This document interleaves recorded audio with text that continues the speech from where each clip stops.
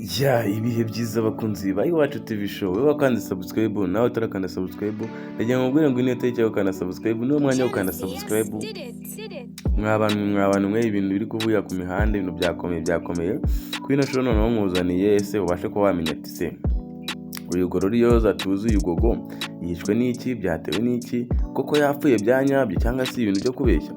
Njye ndahanga rero ngiye mubwire musobanurire ubashe ko wamenya ikintu cyatumye uyu Gogo apfa cyangwa umenye amakuru neza niba yapfuye koko.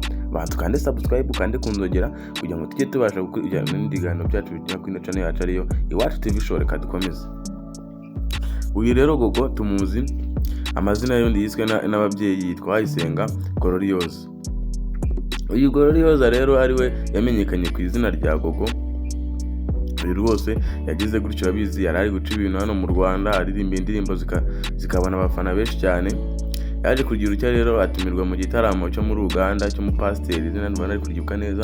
Aratumirwa nyine ajya kuko bizi n'abahanzi bakunda kujya mu bitaramo nyine byo hanze, atumirwa nyine mu idini ryo mu pasiteri ajya gukoresha igitaramo. Yewe afite n'umwishingizi usanzwe umuzamura, nawe yatangaje no nkuru avuga ati Gloriose kuko yapfuye byanyabyo. Niwe muntu wabashije kuba yabivuga mu buryo busesuye kugira ngo n'abantu bose babimenye. Ubwo Gloriose rero yaje kujyayo akora icyo gitaramo birarangira. Gusa nyine Gloriose mu buzima busanzwe bwiwe nyine uyu Gogo yarasanzwe afite ikibazo cy'umutima, nyine yarasanzwe afite ikibazo cyo kurwara umutima nyine. Ubwo Gloriose rero yaje kugerayo ngo haje kuba ikibazo cyaje kuvuka, ngewe nashe ko napereza amakuru neza. Haje kuba ikibazo cy'amafaranga, amafaranga arabura, amafaranga barayabima nyine mu bintu bari bagiyemo nyine byo gusinya, amafaranga barayabima.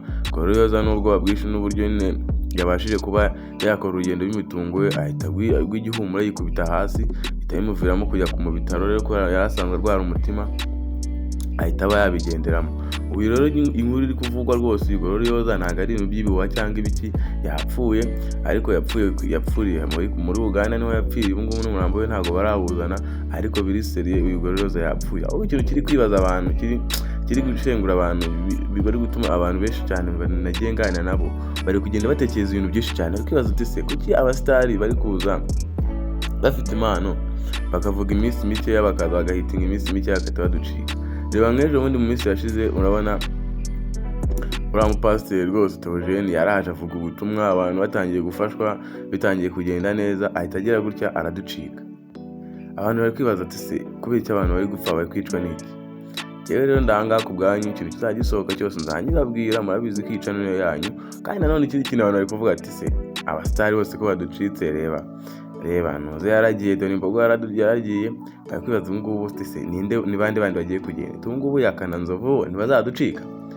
Ubwo rero byo ni ibintu byose biri kuvugwa ku mihanda, mu makuru yose ndi kugenda numva, ibindi byose bigenda bivugwa nzagenda mbibagezaho 5 kuri 5. Gusa mbona no kwihanganisha abantu basigaye haba umuryango wa Gogo, mwihangane, ubuzima ntabwo burangiye, bibaho mu buzima turabizi, ntabwo ari bo bonyine bapfuye, gusa ni ukwihangane n'abandi bantu bose byababaje, mwese mwihangane.